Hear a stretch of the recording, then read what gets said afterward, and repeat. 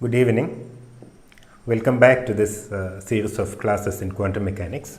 Okay. Today we will try to discuss inner product, orthonormal basis, Hermitian operator, commutator and uncertainty. Right, the relation, essentially the relation between commutator and uncertainty. Okay. So we are trying to master the concepts, and these are some of the important concepts that we need to be very familiar with. So some of these things we discussed yesterday. We mentioned that complex number systems have, you can consider Z and Z star as dual to each other. Right? By dual we mean every Z has a unique Z star. These are complex numbers. Okay. And similarly, we can do it also for vector spaces. Right? Every vector has a corresponding dual vector. Okay. So corresponding to every vector space, there is a dual vector space. Corresponding to a Hilbert space, okay. Corresponding to Hilbert space, there is a dual Hilbert space. Our aim is to introduce what we know, what we call as the inner product or scalar product. Okay. It's a rule in order to get inner product or scalar product. Right. What do we mean by a scalar product? It's a rule in order to get a number, a scalar from a vector, right, from a ket, right? Okay. So just like complex numbers have dual version, there is also a dual version to vectors. You can imagine it as a complex conjugate vector space. Okay. So corresponding to every ket vector, there exists a bra vector denoted in this manner. All right. The angle is in the opposite direction. Bra vectors satisfy the same axioms as ket vectors. In other words, the bra vector also defines a vector space. So these are the points to remember in the case of bra vectors or dual vector space. So if A and B are the bras corresponding to A and B, okay, we call this as bra A. All right, this is how we call it. So if bra A and bra B are the bras corresponding to ket A and ket B, then this would be the bra corresponding to A plus B. All right. So there is a linearity in that sense. Okay. So if you have like a vector in this form A plus B, in order to get the corresponding bra, you just take the bra corresponding to each of the vectors. Okay. All right. And remember, to complex conjugate, an important rule, it's rather a postulate. Okay. If Z is a complex number and if you have a ket ZA, okay, usually we can also write it as ZA, doesn't matter. These are different notations which are allowed, right? The ket corresponding to it is, the bra corresponding to it is, you can write it as ZA, okay, but this you have to write it as Z star. Okay. So the bra corresponding to ZA is not Z bra A, it's not Z bra A, but it's Z star bra A. Okay. So you can write it as ZA inside a bra, but if you pull this Z outside, you will have to introduce a complex conjugate. Okay. So these are the notations that we will be using. This is an important rule. It's rather a postulate. Our aim is to introduce a scalar product. An example is this. We have got ket here, a ket A written as a column matrix. So when you go to the corresponding bra, what you have is, if this is a column matrix, this is a row matrix. Okay, this is a row matrix or a row vector, right? It's not just a transpose of this, but you also have to complex conjugate each of the entries. Okay. So this is the one-to-one correspondence that we have. These are the vectors and these are the corresponding bra vectors, all right, or the dual space vectors. Now we are ready to introduce inner product. Okay. So you can think of bra or the dual vector space or the dual vectors as a map from vector to scalar. Okay. So we have got some vectors. For example, in 3 dimensions, we have got some vectors. So how do you go from these vectors to scalars? Okay. So it's easier to relate it, or the analogy is easier to understand if you write it as a column vector. You usually write this. We take all the components in a specific basis and write it as a column vector. Now, how do you go from this to a scalar? How do you go from this to a scalar? You know that you have to multiply it with a row vector. Okay. So for example, if you have A, all right, so you need some B in order to go to the scalar, all right, in order to extract a scalar, all right, in order to get a scalar, okay, what you need is an object like this. Okay, for example, I'll write it as bx, by, bz. Now if you multiply ax, ay, az. Alright. So this is an object in the normal three-dimensional vector space, and this is an object in the dual space. Now if you multiply this, you know that you get a scalar quantity, bx ax plus by ay plus bz az. It's very much similar here, except that if you are in linear vector space, all right, you will have complex conjugates here, because these coefficients in general can be complex numbers. We said that in real vector space, these expansion coefficients are always real numbers. Once you go to linear vector space, which is a generalization, you will have what do you say, the complex, the scalars involved are generally complex numbers. So you also need to introduce a complex conjugation. Okay, so the inner product, we will write it as a product of bra and ket. Okay, you don't have a nice way to you don't have a nice way of talking about a product of two vectors, but you can talk about a product of a bra and a ket in this form. Right, you can talk about a product of a bra and ket in this form, and this is a scalar. This is a scalar. All right, it's important. There's one more way in which you can talk about a product of bra and a ket, but this is an operator. Okay, you can make a product like this. You can call this as an outer product, and this is an operator. Okay, this is an operator. We may be using it. The projection operator, for example, has this form. Okay. And in this manner, all right, in this manner, it is a scalar quantity. Okay. And the properties are this: if you have a vector a plus b, okay, and you need to take a product with the bra vector c, bra c, then this is how you do it. You just take the product of c with a and c with b, right? Bra c with ket a and bra c with ket b. Right? And this product, there's no surprise, it's called a bracket, right? A bracket. So Dirac basically took a bracket and split it into bra and ket. Okay? And the bracket is a scalar, right? Scalar means it is a complex number. In our thing, it's generally a complex number. And there is an important property, or by definition there is this property to the scalar product. If you change the order, right, in which a and b appear, then you will have an extra complex conjugation.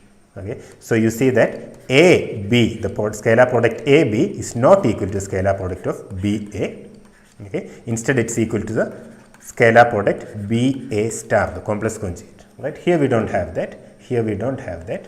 Here we know that a vector dot b vector is equal to b vector dot a vector. All right, that's in real case, but these are complex numbers. All right, and it's also easy to show that if you take this combination, a scalar product of a vector with itself, then it is a real number. Okay, it's easy to prove. Okay, you can prove it. You can. So if you take a is equal to a star. All right, so you just substitute instead of b, you put a here. Right. So you see you get this thing. So you see that something is equal to its own complex conjugate, which means that this is a real number. Okay. This scalar product, the fact that we construct the scalar product in such a way that scalar product of a vector or the inner product of a vector with itself is a real number, it's very important. All right. This is how we construct probabilities in quantum mechanics. Okay. All right. So now we are ready to discuss normalized and orthogonal vectors. Okay, so this is very easy. If the scalar product of a vector with itself is equal to 1, then we say that this vector is normalized. This is normalized. This is often used. All right, we use it in this form: psi with psi is equal to 1. Then we say that it is normalized. Okay. And if the scalar product is 0, then we say that it is orthogonal. Orthogonal. All right. Orthogonal. So this is the generalization of orthogonality relation that we have in three-dimensional vector space. Over there, orthogonal means at 90 degrees, perpendicular. Right. Here, that the meaning is not that they are orthogonal. All right. And it's an important point to remember that if a set of vectors are mutually orthogonal, okay, if a set of vectors are mutually orthogonal, which means that every vector in that set is orthogonal to every other vector, mutually orthogonal, okay, then they are also independent. They are also independent set. They also form an independent set. All right, the vectors are independent of each other. By independent, you mean that when you say the vectors in a set, okay, are independent, that means that you can look at the definition, but that basically means that if all these vectors are independent, you cannot express any of these vectors in terms of the other vectors. All right, you won't be able to express C in terms of A and B, B in terms of A and C, etc. Okay, that's what you mean by independent. So one way to obtain an independent set is to construct a mutually orthogonal set. The other way it's not true, which means that if you have a set of independent vectors, it need not be orthogonal. All right, they all need not be mutually orthogonal. But if they are mutually orthogonal, be assured that they will also be independent. Okay. And in the case of quantum mechanics, we need to construct what we call as the basis. We will always use orthogonal basis. We make sure that a set of vectors are independent by making sure that they are orthogonal, mutually orthogonal to each other. Okay. Now we can say what we mean by an orthonormal basis. All right, we have already seen this term in one of the problems that we discussed earlier. Okay. So what do we mean by the basis of a vector space? We already know what the basis means, but we'll make it a bit more rigorous. All right, so we say the set phi I, okay, the set phi I of maximum possible number of linearly independent vectors belonging to that space. Okay. So you have got a vector space, you choose the maximum possible number of linearly independent vectors and they form a basis. Right? They form a basis, and the number of basis vector would be the dimensionality of the space. Number of basis vectors, or number of all the independent vectors, or number of independent vectors is known as the number of basis vectors is known as the dimensionality of the space, or the dimension of the space. Okay. So if in a space you have got 3 independent vectors, we say that the space is 3-dimensional. Okay. If you have 4 independent vectors, we say that the space is 4-dimensional, etc. Okay. Now again, as I said, these are linearly independent vectors. In quantum mechanics, the basis is very important. All right, but almost in all cases, we make sure that the basis vectors are independent of each other by making sure that they are orthogonal. All right. So this is the easiest way to ensure that a set of vectors are independent. If they are orthogonal, they are automatically independent. So mutually orthogonal vectors are independent.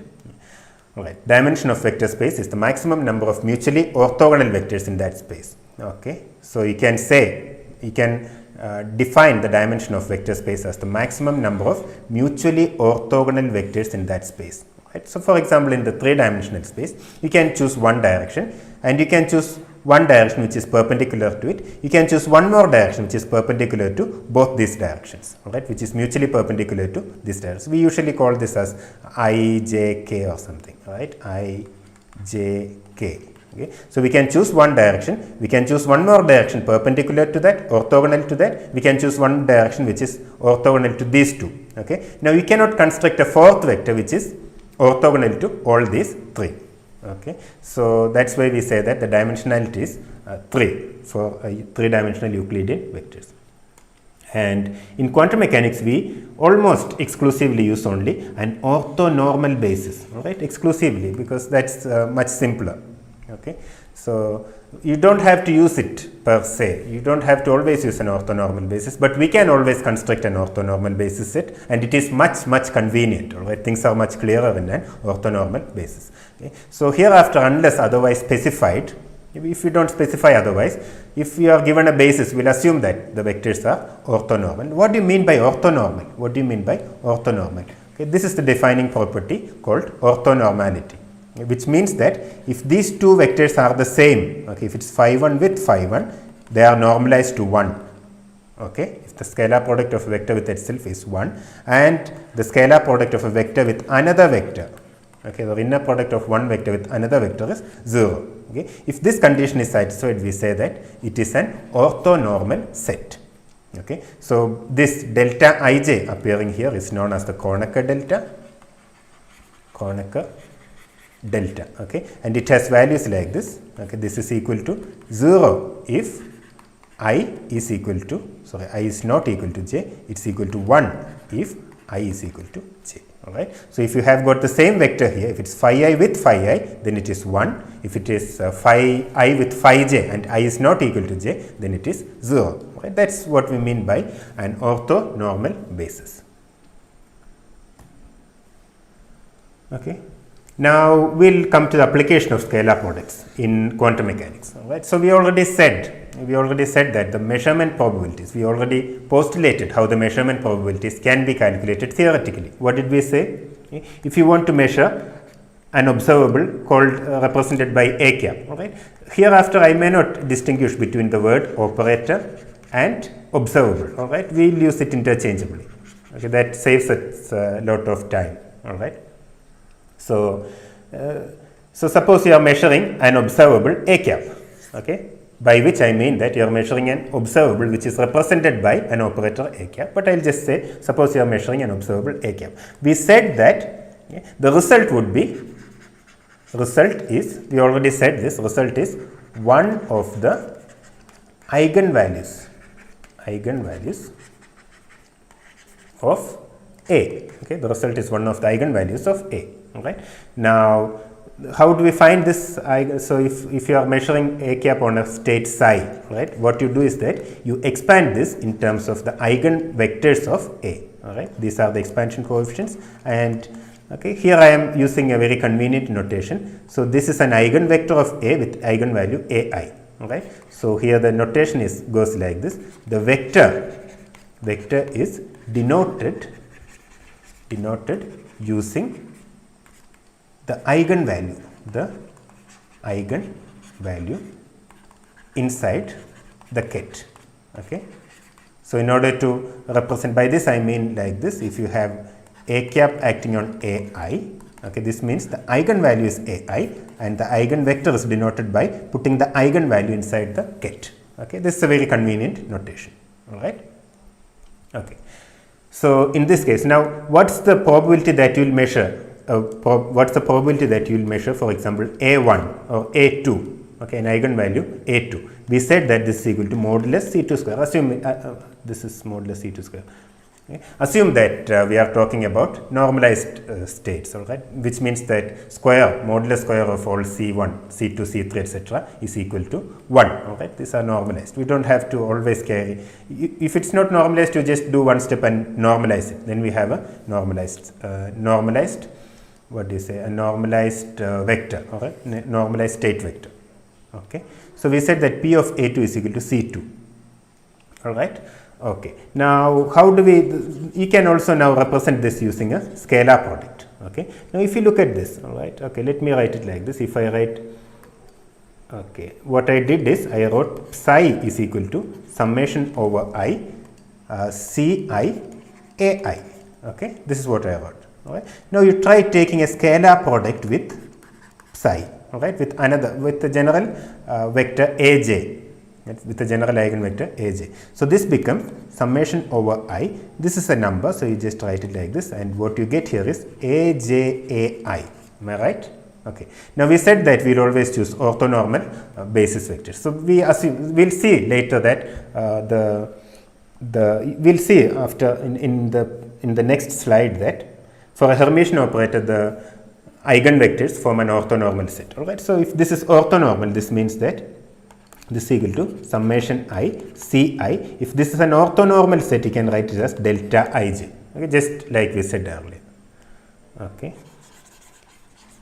Now, what does this mean? You are summing over I, and you see that there is a delta Ij here. Delta Ij says that this is non-zero or is equal to 1 only for I equal to j. Alright, it is non-zero for only if I equal to j. For all other terms are 0, because if I is not equal to j, it is all 0. So, only one term in this summation survives, that is when I equal to j. So, this is simply Cj. Okay, you are summing over I, right, and it will survive only when I is equal to j, is equal to Cj. So, what you see is that, what is Cj? Cj or modulus Cj square would give you the probability. So, you can say that Cj is equal to aj psi. All right, this is known as the projection of the vector psi along a direction aj. All right, the projection of the vector psi along basis vector aj. Okay, so now you can write the probability of obtaining an eigenvalue a like this. Right, so if you want to know the probability of obtaining a particular eigenvalue, what you do first is that you first project the given vector onto the eigenvector corresponding to that eigenvalue. Okay, so if you want to know the probability of measuring a particular eigenvalue, Okay, if you want to know the probability of measuring a particular eigenvalue, what you do is that you take the corresponding eigenvector, this is eigenvalue, you take the corresponding eigenvector, let's say this eigenvalue is a, all right, you take the corresponding eigenvector and project the state onto it. Yeah, project the given state onto the corresponding eigenvector and take the modulus square. This would give you the probability of measuring an eigenvalue a. I hope this is clear. Okay. Now this projection thing is not very difficult. We already know this from three-dimensional vector space, right? If you think of R vector, our favorite example, xi plus yj plus zk. Okay. What would you do if you want to extract this component x? Okay, what would you do is just take I dot R vector, right? This is the convenience of using an orthonormal basis. If you want to get x, you just take I dot R. In our notation, you are projecting the R vector onto the direction I, right? So if you have an R vector like that, this in three-dimensional vector space, this is the I direction. So if you project this vector along this direction, you will get this component x. Yeah? It's the same thing that you are doing here. Okay, if you want to find the probability, what you do is that probability of measuring an eigenvalue, what you do is that you take the given state and project it onto the eigenvector corresponding to the eigenvalue that you are talking about. All right, and you take the modulus square, you will get the probability measurement, the probability of measuring that particular eigenvalue. Okay, I hope that is amply clear. Right, so this is important. We will be using this in problems. Okay, sometimes we just need to find this projection. Okay, all right. So that's why we introduced the scalar products, and that's the reason why we are always using orthonormal basis. Look at the convenience. Okay, if it's not orthonormal, right, and these kinds of quantities we always need to calculate. Right, we always need these kinds of quantities. And if your basis set is not orthonormal, you just can't do this. All right, things get unnecessarily complicated. Okay. So even if your given set is not orthonormal, you can always construct an orthonormal set out of it. That's what we'll always do in quantum mechanics. Okay. Now, just like the orthonormality relation we had, phi I with phi j is equal to delta ij, another fundamental relation involving involving the basis vectors is known as the completeness relation. All right, it's known as the completeness relation. Okay, so by completeness, what do you mean by completeness? When you say that a set, when you say that the set phi I is complete, right? When you say the set phi I is complete, it means that, right? It means that any vector can be expanded, okay, in terms of this. Right, only then we can say that this set is complete. All right, so which means that suppose the given state phi I, the set phi I is complete, that means that you take an arbitrary vector psi is equal to summation I ci phi I. You will always be able to do this. All right, but we already know that this ci or cj, okay, if you need the jth expansion coefficient, what you have to do is that you take the jth eigenvector and just project the given state onto the jth eigenvector, right, in order to get this expansion coefficient, okay, corresponding to the jth basis vector. What you do is that you take the given vector and project it onto the jth basis vector. That's what we do here. Okay, so summation psi is equal to summation j cj phi j, which you can write it as cj is equal to projection. Right, there's a summation over here, I missed it. Right, there's a projection psi projected to phi j, that's cj. All right, so the same thing we have written here. Now if you look at this, we know that this is a scalar quantity. We know that this is a scalar quantity. okay, and this is a vector. So there is no problem, we can just interchange them. So this we can write it as, okay, summation over j,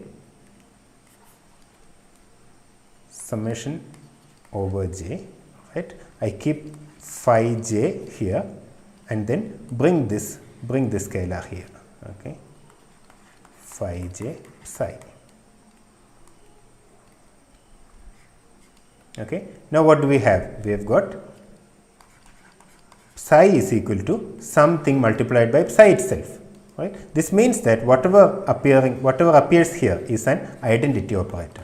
Okay, whatever thing that's appearing here is an identity operator. Okay? So sometimes we simply write it as 1. Sometimes we simply write this relation. This is known as the completeness relation. We simply write it as 1. Okay, but you must remember that it is generally a unit. It could generally be what do you say? So if you are using vector algebra, for example, it's the identity operator. Okay. All right. This is known as the completeness relation. These kinds of quantities are very important. Okay? These kinds of quantities are very important. Why are they very important? Because usually when we do physics, when we get stuck, we do one of these two things. All right. Suppose you get an equation, some equation, all right, or some expression, and you don't know what to do. Right. So what you do is, first thing you try is you add 0 in terms of something else, say x minus x or something, and then rearrange them. Okay. Another thing you do is multiply by 1. Multiply by. So in quantum mechanics theory, when you get stuck somewhere, you can always try multiplying by this quantity. Okay, you can always try multiplying by this quantity. Multiply by 1, it doesn't change, and then you will get some results. All right. For example, if you look, I'll just demonstrate this. Suppose you have got this operator a cap. This is some abstract operator living in the Hilbert space. We don't know what to do with it. Okay, we don't know what to do with it. All right. So we can, what do we do? We can write this a cap as, let's say you multiply on both sides with an identity. We can write it as I, A, I. No problem, because it doesn't change. All right. Now what do? You write this I in terms of a complete set of basis vectors. Okay. In terms of an orthonormal basis set. So this you can write as summation over I, phi I, phi I. All right. I have introduced just one I here. Okay, and you have got an a cap there. Okay, and then I introduced one more I here, summation over j, phi j, because this is identity. There is nothing wrong in doing this. Okay, now the summation you can bring together here. Okay, so this you can write a cap as summation over I comma j. Okay, and what do we have here? Phi I. Okay, and you also notice that this combination is a scalar quantity. Right? This combination is a scalar quantity. This is a scalar. It's a scalar means you can just pull it around, no problem. Right? So I'll pull this summation outside, and then I'll write this as phi I. I'll just write this first. I've got phi I, a, phi j. All right, and whatever is left, phi I, phi j. Okay. Okay. Now you see that you have expanded this abstract operator in terms of some of the basis vectors. All right. So these things, all right, these things are called the matrix elements of operator A between the basis vectors phi I and phi j. All right. This combination is a scalar quantity. It's a number. It's a complex number. Generally, we say that this is the matrix elements of operator A between phi I and phi j. Okay. So this means that you can decompose an operator. Into matrices. Okay. These are elements of a matrix. It has two indices, and these are elements of a matrix. This means that you can represent operators by matrices. All right. You can represent operators by matrices. Okay. This you can think of some sort of basis square matrices. Okay. This quantity is some sort of a basis square matrix. All right. I hope that's clear. This is how we can represent an operator by matrix. All right. And the matrix will change. The elements of the matrix will change depending on the basis you choose. Okay, you could choose the basis, you could choose the eigenvectors of the Hamiltonian operator, you could choose the eigenvectors of the momentum operator, and depending on this, the matrix elements will change, all right, but they all represent the same matrix. All right. And also I want you to understand that these quantities, all right, quantities like this, these are perfectly allowed.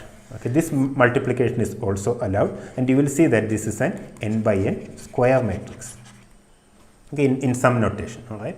So if you, for example, if you take a quantity like this a, b, c, okay, corresponding to this, and then you do a star, b star, c star, okay, this multiplication is allowed, and you will get a 3 by 3 matrix.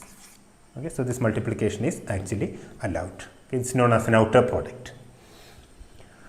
Okay, so we discussed completeness relation. It's interesting, we said. Okay, and now we'll discuss what's called as a Hermitian conjugation. Okay, these are the basic concepts I want you to keep in mind. Okay. So first we'll think of complex conjugation. Right? First we'll think of complex conjugation.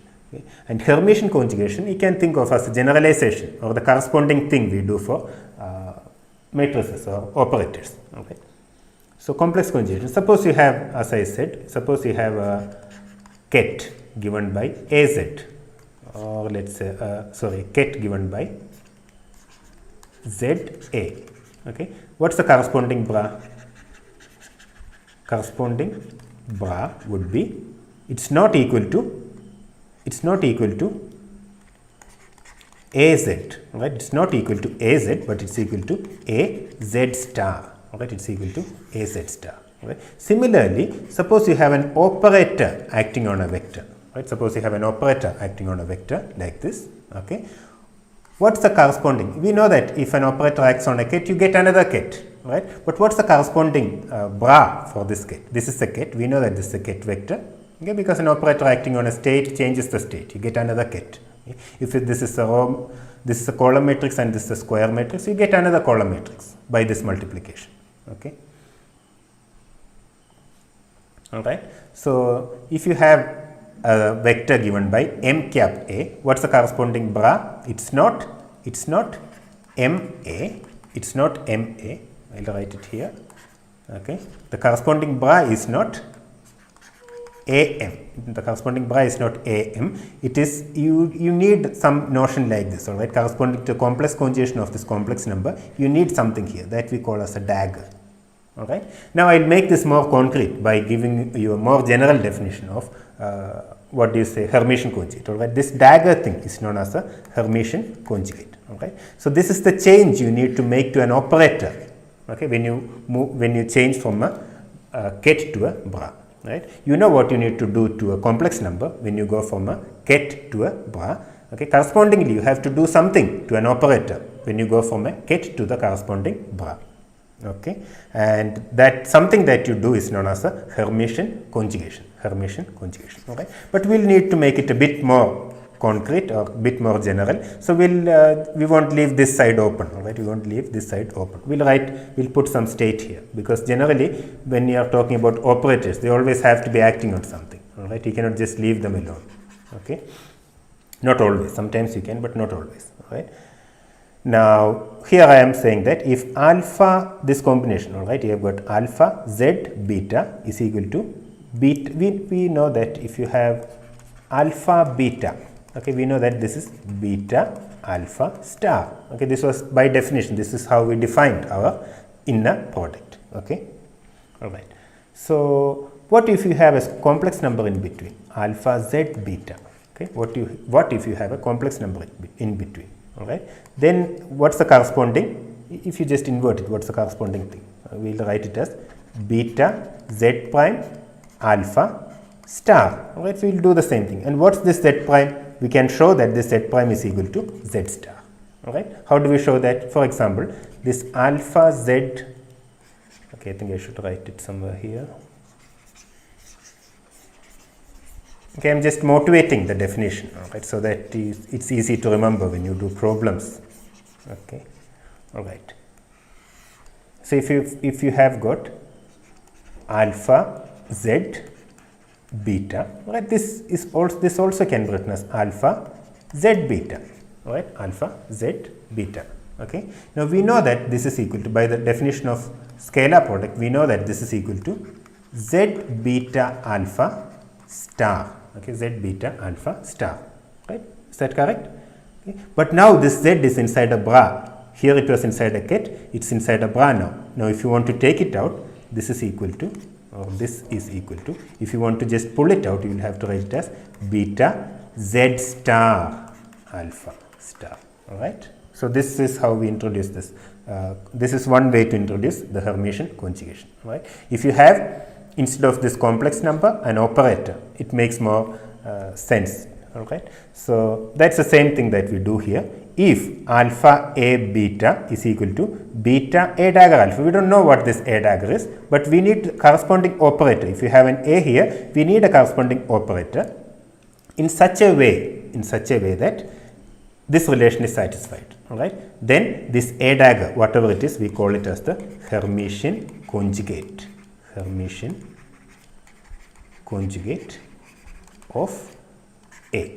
Alright. Just in the way that we call Z star as the complex conjugate of Z in this relation, if this relation is satisfied, you need to find the operator. Okay. You need to find the right operator or the changed operator in such a way that this relation is satisfied. Right. And that operator is known as the Hermitian conjugate of operator A. Okay. And in the case of matrix, it's really simple. If these are matrices, you know that I won't go into the details, but it's easy to show that this A dagger is equal to, okay, A star transpose. If this is a matrix, okay, if you want to get the corresponding dagger, okay, what you need to do is that, okay, corresponding Hermitian conjugate, you need to complex conjugate all the elements of the matrix. If this is a square matrix, all right, the dagger, taking dagger means you complex conjugate all the elements of this matrix and also take the transpose. Okay, that will give you the Hermitian conjugate of a square matrix. Alright. I think you already are familiar with these things, but if we are dealing with differential operators, alright, if we are dealing with differential operators, you need to be careful in order to show that something is Hermitian conjugate or Hermitian adjoint, it's called. Okay, so you need to calculate it using this relation, right? Because the right side of a differential operator cannot be left blank. Okay, all right. Now, okay, now corresponding to a real number, there is something in the operator thing, it's called as a Hermitian operator, right? What do you mean by a real number? A number Z is real if Z is equal to Z star, am I right? Right? Yeah, number is real if it's equal to its own complex conjugate. In the same way, an operator is called a Hermitian operator if it is its own Hermitian conjugate, all right? And operator A is Hermitian if it's equal to A dagger. If A is equal to A dagger, then we say that it is Hermitian. Okay, and if you are dealing with differential operators, you will have to use it in this manner. All right, if alpha z beta is equal to beta z alpha star without any star here, then we know that z is equal to z star. In the same way, all right, we said that alpha a beta is equal to, generally equal to beta a dagger alpha star. Okay, but if this is equal to, instead if this is equal to beta a alpha itself, then we say that if this relation is satisfied, if this relation is satisfied, okay, there is a star there, if this relation is satisfied, we say that A is a Hermitian operator. A is a Hermitian operator. Okay, so this is a lot of mathematical things that we need to learn, okay, we need to get familiar with in order to really start calculating using quantum mechanics. Okay, all right. Now, once we know what Hermitian operator is, all right, once we know what Hermitian operators mean, okay, we come to what sometimes is referred to as the fundamental theorem in quantum mechanics, all right, perhaps the most important theorem when we do quantum mechanics. Okay, all right. So we have already noticed that if this operators are Hermitian, these Hermitian operators have a very important place in quantum mechanics. All right. If Hermitian operators have real eigenvalues, we have already seen that the eigenvalues of a Hermitian operator are always real. Okay, and we saw that for this reason we choose Hermitian operators in order to represent observables. Okay. We always choose. Okay, we choose only Hermitian operators to represent observables in quantum mechanics. Okay. And what follows? Right, the theorem that follows serves as a foundation of quantum mechanics. It's easy to prove this theorem, all right? I won't prove it here, but you have to remember that this is one of the most fundamental theorems of quantum mechanics, all right? It is this: the eigenvectors of a Hermitian operator form a complete set of mutually orthonormal basis sets, mutually orthonormal basis vectors, all right? This is the reason why quantum mechanics works. Without this, we couldn't have made this mathematical formalism, right? Fundamental to this mathematical formalism that we are talking about, the way we calculate probabilities, the way we calculate expectation values, all right? Fundamental to this is this theorem, all right? The theorem that the eigenvectors of a Hermitian operator form a complete set of mutually orthonormal basis vectors. Okay, if this weren't true, we couldn't do what we were doing. Okay? So this means that any vector in the space can be expanded as a sum of the eigenvectors of a Hermitian operator. Okay, so if you want to, as I explained earlier, if you want to know the probability of measuring a particular probabilities associated with measurement of particular operator A, okay, particular observable A. Okay. What you do is that you take the state psi and expand it in terms of the eigenvectors, because the eigenvectors form a complete set. Otherwise, we wouldn't be able to do this. And this, if it has to be an observable, it has to be a Hermitian operator. And if it's a Hermitian operator, the Hermitian operator eigenvectors, the eigenvectors of the Hermitian operator will form a mutually orthonormal set. So you can write this as summation of the Ci Ai. Okay. This fact is crucial to the way we introduce probabilities. Now you say that the probability of measuring a particular eigenvalue Ai is modulus Ci square. Okay. This is how we do it. Okay. And we can also show that eigenvectors corresponding to distinct eigenvalues are orthogonal. That's the reason why we can make the set orthonormal. Right. Now, this is the case if there is no degeneracy, and even if there is degeneracy. What do you mean by degeneracy? If there are more than one vector, right? If there are more than one eigenvector corresponding to one eigenvalue, okay? If there are more than one eigenvector corresponding to a given eigenvalue, we say that there is a degeneracy, all right? So the space is degenerate, we say. Then we can actually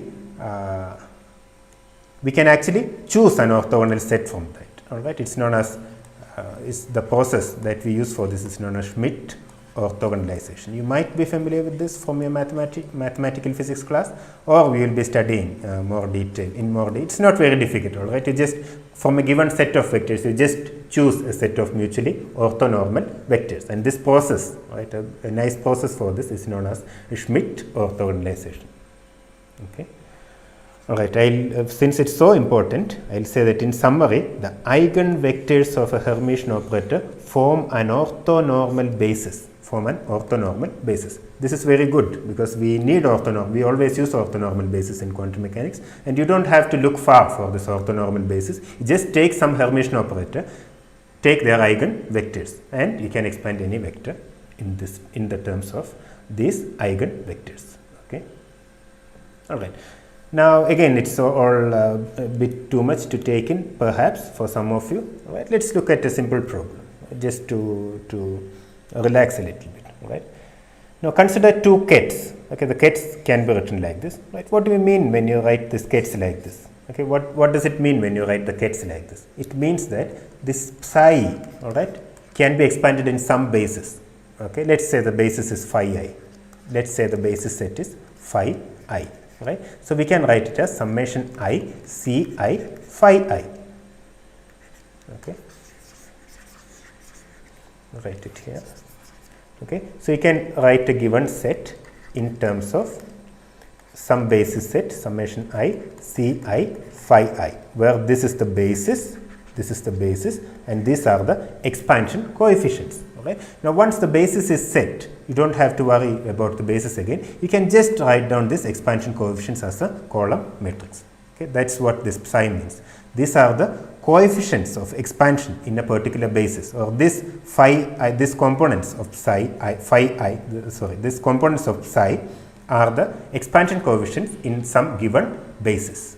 Okay. We always do this, as I said earlier. A vector is equal to axi plus ayj plus azk.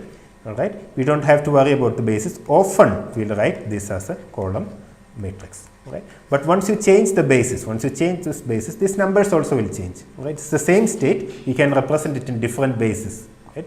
The state you can represent in terms of the eigenvectors of the Hamiltonian, the eigenvectors of the momentum operator or position operator, whatever you like, right? And this expansion coefficients, you can write it in a column matrix and you can represent the whole vector by it. Okay? So we have got two vectors here. Okay? So they are asking to find psi star and bra psi. All right, psi star would be just taking the complex conjugate of all these elements, right? And that would be, so I'll just write it here. Psi star, okay, would be simply minus phi I, 2 and plus I, okay. But whereas ket, the bra psi would be simply minus 5i, okay. You have to take the complex conjugate, you also have to take the transpose 2 comma I, okay. So you shouldn't confuse between taking the complex conjugate, even though it's known as a complex conjugate of a vector, all right. You shouldn't confuse between taking the complex conjugate and taking the bra. By simply taking the complex conjugate, you don't get the corresponding bra, or you also have to get a transpose. Now the question is psi normalized? If not, normalize it. Okay, is the state normalized? That's the question. So how do you find if the state is normalized? To check whether the inner product is equal to 1. If it's not 1, you have to make it to 1. All right. Okay. So how do we calculate this psi, the inner product? So this we already did. Okay, this we already did. Okay, now we calculate the norm of psi. Right, the inner product of a vector with itself is also called as the norm. It's also called as the norm of the vector. Okay. Now we calculate this. You just take this. We already calculated the corresponding bra and the bra corresponding to psi. You just combine them. That means you multiply this and you get the number 30, which means that it's not equal to 1. It's equal to 30. Right. Now how do you normalize this vector? Now you divide each of the component. You divide each of the component by square root of 30. Okay, you divide each of the component by square root of 30. So here also you will have divided by square root of 30. Okay. Now this vector is normalized because if you take the scalar product, you will get an extra. Okay, if you will get an extra 30 on the denominator, and that 30 will cancel this 30 and you will get 1. Okay, this is what we mean by normalizing. This is what we mean by normalizing. All right. So this is what. The psi is not normalized. By multiplying each of the components by 1 by square root of 30, it becomes normalized. All right. So chi is the normalized vector that we constructed from psi, okay, in such a way that this is equal to 1. All right. Now the question is whether psi and phi are orthogonal, right? And these kinds of questions have been asked in competitive exams. See, it's really easy to solve that question if you know what to do. Right? What do you, if you want to know whether these vectors are orthogonal, you just take the product, okay, psi, phi, or you can take phi, psi, right? You can take any of this, okay? And if it's equal to 0, then you know that it is, they are orthogonal, all right? And one of the questions that was asked once for a net exam was, they gave one of the numbers as a, right? One of the components as a, and they asked the following questions: what is a? What is a if, okay, if psi and phi are orthogonal, all right. So the information given is that two vectors are orthogonal and you are asked to find this one of the components of it, one of the elements of the one of the components of the vector. Okay. So you just construct the scalar product, equate it to 0, and you will know the value of this particular number. Okay, that's how you do it. And this question was asked in one of the net exams. Right, it's a very easy problem. Right? They just gave the components, and instead of 2 here, they gave an a. Right, and they said that it's orthogonal to another state given by phi. Then what's the value of a? It's really easy to calculate it if you know what to do. Right. So such conceptual basic questions are being asked in competitive exams. Okay. Now let's go into expectation value. Okay, now let's work with what is a normalized vectors. This means that this is normalized. Okay. Now let's work with normalized vectors, which means with that psi is equal to 1. All right. Now in that case, we say that this is the expectation value of an operator A. All right.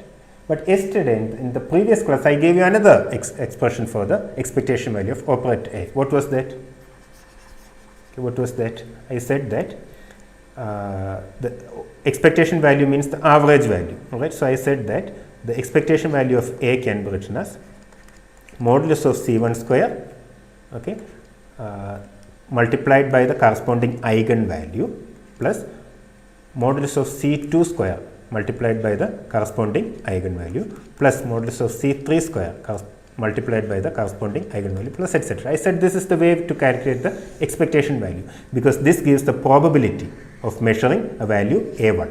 Right. So, you multiply, you just multiply with the probability and add, you will get the expectation value. This is what I proved in the last class. Alright, you can check the video if you are not familiar with this. Okay. Now I am saying that it can also be calculated in this form. Right. So, how do we do that? So, in order to see that, an easy way to see is that you again expand psi in terms of the eigenvectors of operator A. So, you write it as summation over I, okay, Ci Ai, okay, right. The corresponding bra would be psi is equal to summation over j. You don't use the same index for summation, Cj star Aj. All right. Now you just put it in here. Let's check if what I said is correct. All right.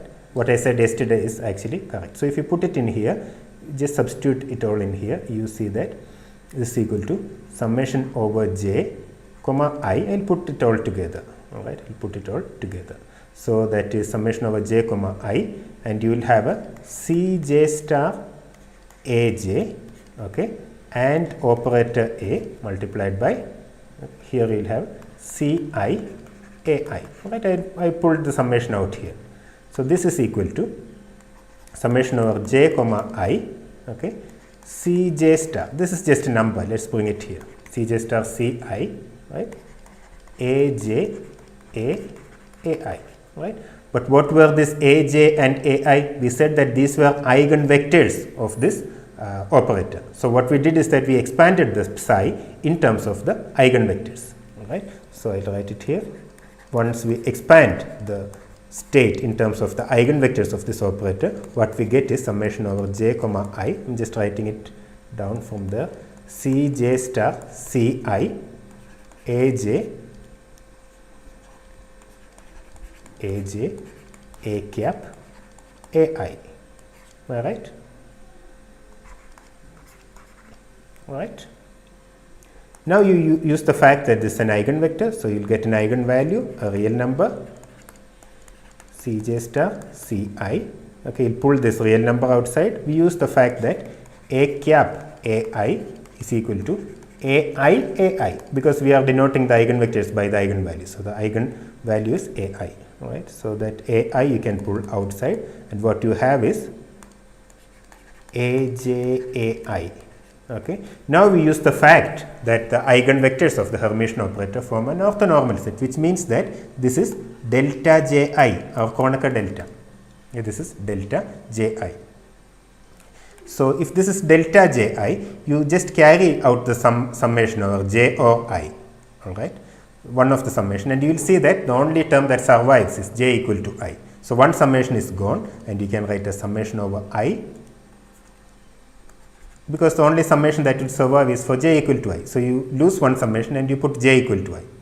This is Ci star Ci, okay, and what you have is Ai, okay, that's equal to, okay, and finally I'll write it here. So that's equal to summation over I modulus Ci square Ai, right. That's exactly what I have written here, right. That's exactly what I gave yesterday. This expectation value of A is equal to modulus of C1 square A1, modulus of C2 square A2, modulus of C3 square A3, etc. Okay. Or in shorthand notation, we said that we can write this as summation over I modulus of Ci square Ai. Okay. So it's exactly the same thing. We get exactly the same thing. Right. So this is one way to calculate the expectation values. So if the state is given, you need to calculate the expectation value of an operator, which means the average value of an operator. Given the state, this is what you will do. This is what you will actually do. Okay. All right. Now, if the state is not normalized, of course, you have to normalize it by dividing it by psi psi. That's all. Right? The norm of the vector. So, this is the general definition of calculating the expectation value. I hope that is clear.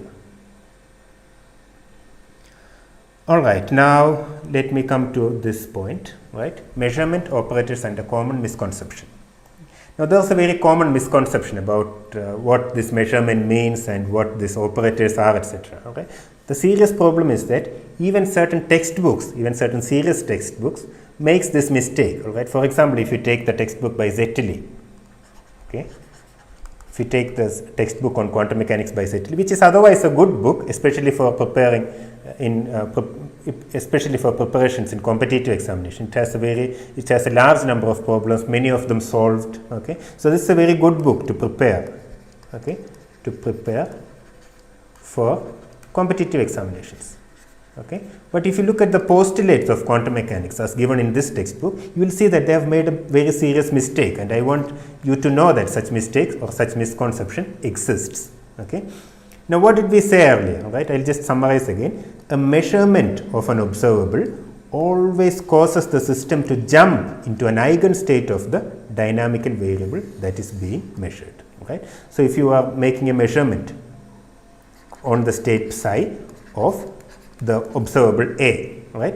After the measurement, what you get is that you get an eigenstate of operator A. This is what happens after measurement, right? So, the measurement actually changes the state. Measurement actually changes the state, right? This is the state before measurement, and when you measurement, what happens? It jumps or reduces into an eigenstate of the observable that you are actually measuring. Right? So, if you are measuring energy of a system, all right, what happens? The state changes into an energy eigenstate. If you are changing the moment, if you are measuring the momentum, the state changes into a momentum eigenstate. If you are measuring the position, the state changes into a position eigenvector. All right, this is what happens. Okay, and operators, these are appearing in mathematics. All right, these are appearing in mathematics. This we just use to calculate eigenvalues and eigenvectors. All right, we use operators to calculate eigenvalues and eigenvector. Okay. A common misconception is this: measuring an observable is the same as operating with the corresponding operator on the state. Okay. This is a misconception. Okay. Because of the name operator. All right.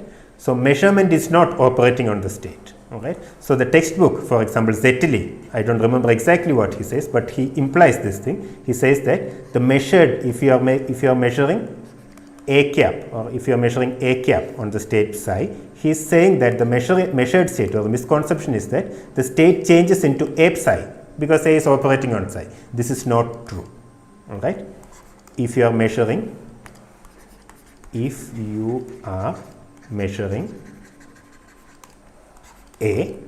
on psi, all right, the state does not change to A psi. All right, this is not the state after measurement. All right, if you are measuring A on the state psi, A psi is not the state after measurement. You have to keep this in mind. Okay? It's a very common misconception because this terms operators, it's operating on the state, it's changing into another state. That's all true. Right? But it's happening on vectors. Right? It's happening in the mathematical space. If you take a vector, act upon it by an operator, it changes into another vector, but that doesn't correspond to a change during the measurement. It's entirely a different thing. All right. So, I will repeat it. Suppose you want to measure the observable A on a state psi, it is not correct. Okay, it's not correct to say that the measurement of A changes the state to A psi. This is wrong. All right, this is completely wrong. So, if Zetteli says that on measurement, right, on measurement psi changes to A psi. Okay, or Zetteli, I am not quite sure if Zetteli exactly says it like this, but he has made this mistake. If you check the postulates part in the textbook by Zetteli, you will see that he has made this mistake. All right, he has given this misconception even in a serious textbook. Okay, this you have to be careful against. Okay, he says that psi goes to A psi after measurement. If you measure A, this is not correct. It's wrong. All right, it's true that psi goes to one of the eigenstates of A. All right. Now we come to another important concept called commutator. Again, very important. I am giving you only the important things. All right. So the operators have a very important property that their commutators are not equal to 0.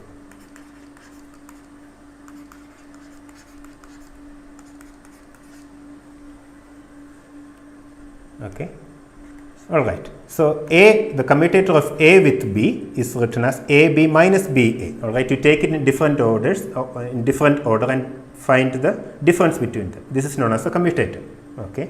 Now, if these are two numbers, all right, if you multiply two numbers in different orders and take the difference, you'll get 0. But operators are not numbers; they are special objects, and generally, A with B, the commutator of A with B, is not equal to 0. Okay. This is important. This is very important. All right. So one of the reasons for some of the weirdness comes because of this. All right. Especially uncertainty. We'll see how uncertainty comes from this. All right. And there's another important result. If A with B is equal to 0, if the commutator of A with B is equal to 0, then eigenvector of A is also an eigenvector of B. Okay. This hat should have appeared here. I'm sorry. Okay. All right. So if the commutator of A with B is equal to 0, then eigenvector of A is also an eigenvector of B. Okay. This is for the non-degenerate case. We don't discuss degeneracy. This is very easy to prove. All right. So for example, if AB is equal to 0, okay, then AB is equal to PA. Right. If we use this relation here. Right. So now if you are acting it upon by an eigenvector of A, okay, AB, A, this is an eigenvector of operator A, this is equal to BA, A, right? But we already said that this is an eigenvector of operator A. So we see that, okay, from here we see that A, B, A is equal to A multiplied by B, A. Okay, this is the eigenvalue and this is the eigenvector corresponding to this eigenvalue. Right? So now what do we see?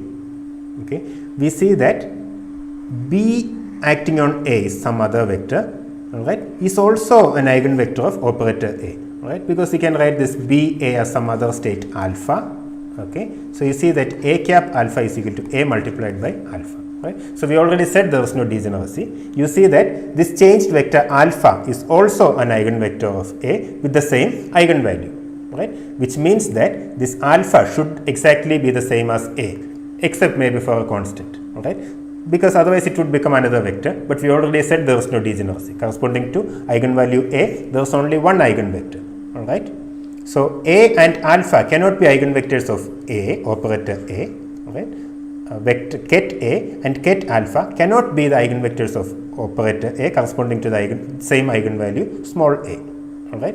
This means that this alpha at most will be different. Right. At most the change in alpha would be by a constant.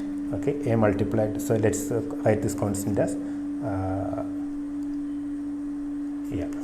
Okay. But what was this alpha? Alpha was B acting on A. Okay, right. So you see that this eigenvector of A is also an eigenvector of B because operator B acting on it gives just a constant multiplied by the same state. Okay, it's easy to prove this. Okay, you can check. The important thing is that if A, the commutator is 0, then eigenvector of A is also an eigenvector of B. Okay, and important thing is that if this is not equal to 0, then an eigenvector of A will not be equal to the eigenvector of B. Now we come to uncertainty. I will just conclude with uncertainty. Okay. So we have just seen that if you have non-commuting observables, which means if B is not equal to 0, okay, then they can have no common eigenvectors. There is no common eigenvector. Right. So the eigenvector of A, I will write it as a set like this. Eigenvector of B, I will write it as a set like this. All right. So the eigenvector of A is not an eigenvector of B if they do not commute. This means that this AI can be written because both these form basis. Both these are basis. Okay, basis vectors. So you can take one vector from here and expand it in terms of eigenvectors of B because this is also basis. All right. CK BK something like that. All right. As we have written here. All right. Now what happens? This means that the states with definite values for operator A, right? What are the states with definite values of operator A? These are the eigenstates of operator A, are not state with definite values of operator B. This is why we have uncertainty, all right? So if two operators are not commuting, all right? So the eigenstate of operator A, if two operators, for example, X and P, all right, these are not commuting. These are not commuting. Then an eigenvector of X is not an eigenvector of P if they are not commuting. And what's an eigenvector of X? Eigenvector of X means it's a state with a definite value for X. All right. If you are in an eigenvector of X or position operator and you are measuring the position of it, you will get a definite value, right? So to speak, right? It will be in a range, etc. But let's not go into subtleties. Okay. So X with P is not equal to 0. Then eigenvector of X is not eigenvector of P. Okay. So when you measure the position, it goes to an eigenvector of X, right? But it doesn't have a definite value of momentum. Right? This is the reason. This is the fundamental reason for uncertainty. All right. This is the fundamental reason for uncertainty. In other words, uncertainty, I can say that uncertainty is like this. Okay. Uncertainty principle comes from this fact. Okay. Uncertainty principle comes from this fact. It is this fact: there is no common eigenvector to non-commuting operators.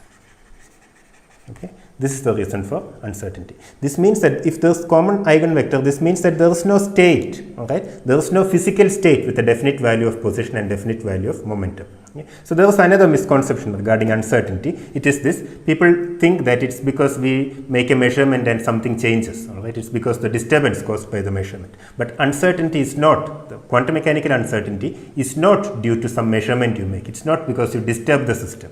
Okay. It's simply because there is no such state with a definite value of X and P, all right, or which there is no state with a definite value for A and B if they do not commute. Right. In other words, by state there is no electron, for example. Okay, if you are talking about electron with definite position and momentum, because we already said in our formulation that if the mathematical framework is correct, we said that corresponding to every electron we will have a vector in Hilbert space, right? And corresponding to every vector we will have an electron, right? So there is no such electron, there is no such vector with a definite position and definite momentum, all right? And in other words, the reason why we cannot measure the position and momentum of an electron simultaneously is because such an electron does not exist. Okay, there is no such electron existing with a definite value of position and a definite value of momentum. Okay, now this is the reason why we can actually show that the generalized uncertainty relation can be written in terms of the commutator. Okay, if the commutator is 0, then there is no uncertainty. If the commutator is not 0, then there is a non-zero uncertainty product. This uncertainty in A and this uncertainty in B. By this uncertainty, we mean square root of the expectation value minus expectation value of the square minus square of the expectation value. Right? This is the definition for uncertainty, and the product of uncertainties. Right? The product of uncertainties is non-zero if the operators do not commute. Okay? That's the reason for the celebrated Heisenberg's uncertainty principle. Okay? Now with that, I would like to conclude today's class. I hope you enjoyed the lecture. If you have any doubts, please join the Google Meet link given in the description. Okay? Thank you.